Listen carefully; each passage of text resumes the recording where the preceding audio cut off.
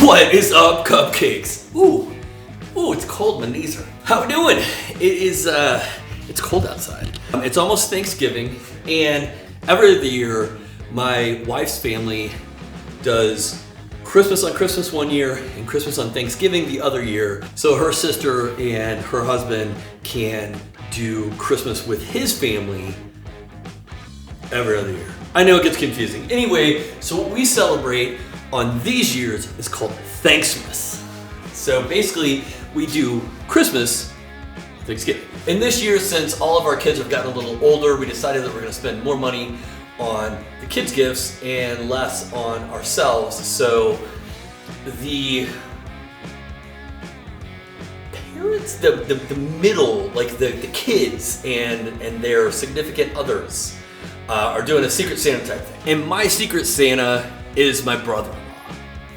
Now, he's kind of a modest guy, he's like a hunter guy, and normally what he wants is he just wants gift cards. He wants gift cards to like Bass Pro Shop and stuff, so go buy his own stuff. So it should be a total lock-in, but I just can't do that. I have an idea in my brain, and so I want to make him something. I'm gonna make him something cool. As I mentioned, he is an avid hunter. So I have been fascinated with these skulls on a website called Skull Bliss. I don't know if you've seen them, but they're all really intricately carved and things like that. So originally what I was thinking about doing is trying to just carve it on the laser. So I did some tests, and what I found out is while you can cut through bone with a 100-watt CO2 laser, bits and pieces well, it will carve through bone, as you can see right here. The problem is, if you get too intricate of a design, it really kind of burns the edges. I don't know if I just haven't done enough testing and there's better settings, but what I was finding is anytime I could get a good cut, like anything intricate like that would poke a hole, like would break through. As you can see, I've done some other testing down here of just engraving directly on the bone and trying to paint and then engrave through and then paint that engraving. This stuff doesn't look great, but after a deep dive on YouTube and the interwebs, I think when I was painting, what I was not doing was letting the paint cure long enough or sealing it before I engraved it. What I've done is I've already prepped another skull. Check this guy out. Woo! So this is, actually that's matte black, if you can believe it, or satin, I guess. But the top coat that I put on it was a semi-gloss because I didn't have anything else. When I finish it, I am gonna try to finish with a satin so it's not nearly as shiny because I don't want it to be shiny. But the idea is to mask this and then do some engraving on it, spray paint it, and then take the spray paint off. What did he say? And then take the masking off, and we should have some really cool designs on the skull. I was gonna try to go crazy. No TV and no beer make Homer something. Oh, crazy? Don't mind if I do! But I only have this one. In retrospect, I probably should have prepped this one as well, but it is close enough to Thanksmas now that I only got one shot. Because I don't think this will cure in time to do. So we really don't want to mess this up. So fingers crossed. But right now what we're gonna do is I'm gonna take a picture of this. So we're gonna put this on the floor, like this. I'm gonna take a down shot of it because what I want is the dimensions. Teeth are still in these, this is gross. Like, and if you wiggle them, sometimes they'll just come out. I gave my kid one. Anyway, sorry, I digress. So I'm gonna take that downwards image, I'm gonna measure this, and then I'm going to recreate that image in LightBurn so I can place the things where I want to do them. From the testing on this guy and how rough it is, I have a feeling that I'm gonna have to place the things individually and laser them, but I want to get an idea of size on here first. So let's do this, honkies! Okay, so here I am in LightBurn. I took that photo that I took downstairs and I just removed the background of it. So now we're going to, I want to trace this or change this just to that. So we don't want all that stuff in the middle. So we're gonna go way out, no, not that far, right there. So we're just tracing the exterior. So now we have that, we can get rid of the image itself. So once we get this selected, come in, we're going to ungroup it. So we're gonna come in here and use our node editor. And I think we're gonna use T, is that what we're gonna use?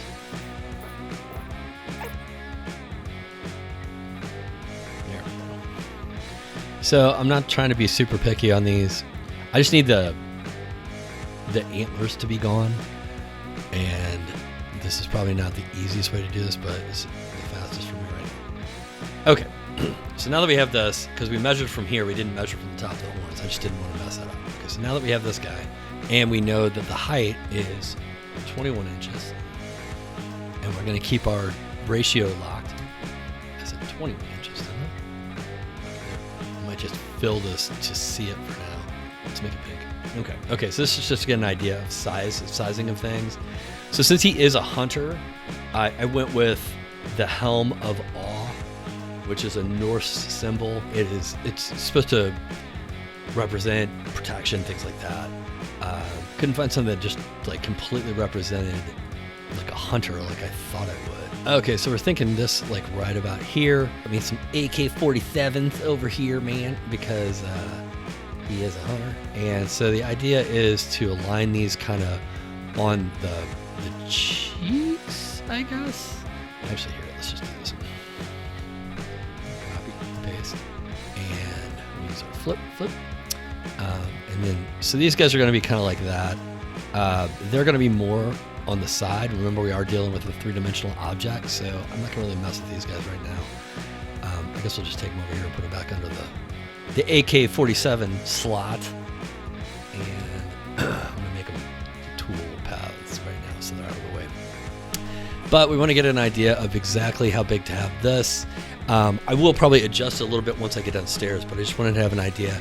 Not as much on this as I do have some Celtic knots that I want to place. And okay, so let's see. We've got some of these guys. I want like a longer knot pattern, maybe like that, or like that's pretty cool. This one.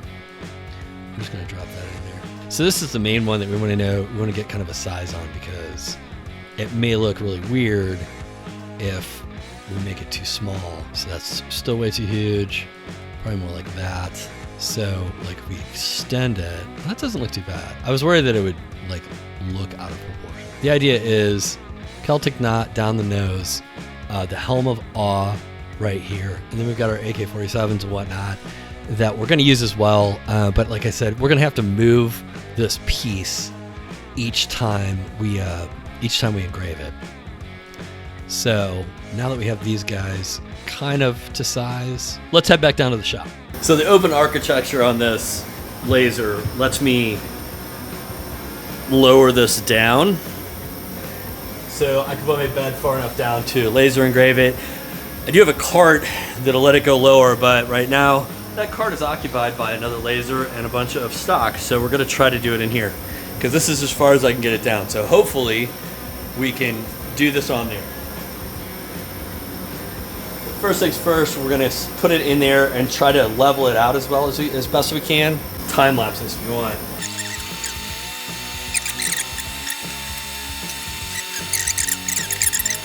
And I just went to move the tape and I just pulled all of my paint off. So all of my prep for this didn't do shit. I guess let's go ahead and try it and see if we can fix it in post, as we say. If not, we are gonna have fun. This is the orange frog tape too. It's supposed to be really delicate on paint. Apparently it is not. Let's see what happens. Okay, so it's gonna go into this whole like, hey, make sure that you let the paint cure and things like that and use a top coat because it's supposed to not pull off like it did on the other one. Apparently, that's not necessarily true. Now, I will say one thing. These skulls were supposed to just be bleached, but I swear they have some sort of plaster or something on. So while I am letting this rip and seeing if it's gonna yield any results, I'm gonna go check out that other one and see if like maybe we could sand it down and get to bare bone. I'm running out of time. So let's let it rip.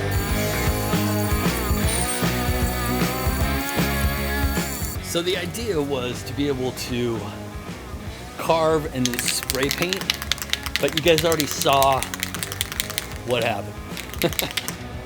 I thought the camera was running when I spray painted it. It wasn't. So this is post spray paint, obviously. And then it's just it's basically gonna make me angry more than anything else because it's just gonna pull the paint off here. God, so much paint. You don't understand. I've waited days to even start this because I wanted everything to be dry. And as you can see, it just looks like garbage. Okay, you know what they say when you have a plan? Make the plan, execute the plan, expect the plan to go off the rails, throw away the plan. So plan B, kind of what I said before, I'm gonna laser engrave the skull just bare, and then we'll worry about painting it after the fact.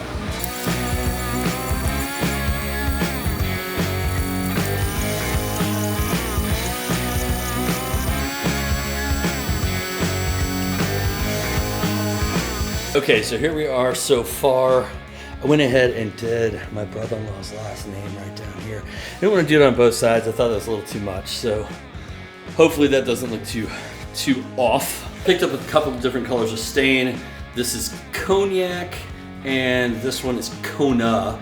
I think I want to go with this one, but I'm going to do just a little bit of a test rub, a little test stain on the back inside of the skull to see which one is gonna look a little better, because I really don't know how this is gonna translate with whatever coating is on here. If it's gonna absorb in, or like, these could get lighter or darker, I don't know. So I just picked up two, and the idea is to kind of make this stain it a brown color. Melamine sponge here, a little off the top. And I just wanna see like if this is gonna react at all. Okay, so we're gonna let that sit, and then we'll do just the Kona on the other side and see what that looks like. Because I know this is gonna be darker, but actually that doesn't look too bad. That's lightening it up pretty good. So, like I said, I just wanna let it sit and make sure that it doesn't like somehow react with plaster or whatever this stuff is. Because we'll just do that. We'll grab ourselves a little, wipe the majority of it off. That tooth, and we're gonna let that sit, see if it sucks it up, see what happens, and from there we'll determine which one we're gonna do Later. All right, so I really thought I was gonna lean towards the red color, let me show you, or the reddish color, but it's looking a little too red, I think. So I'm really kind of leaning towards more like this. This looks more aged to me. So we're gonna go ahead and use this to do the whole skull. Now my curiosity will be, and we'll find out together, what that's gonna do exactly to anything that has been carved. I may have to come back in here and darken this stuff up, but we'll see.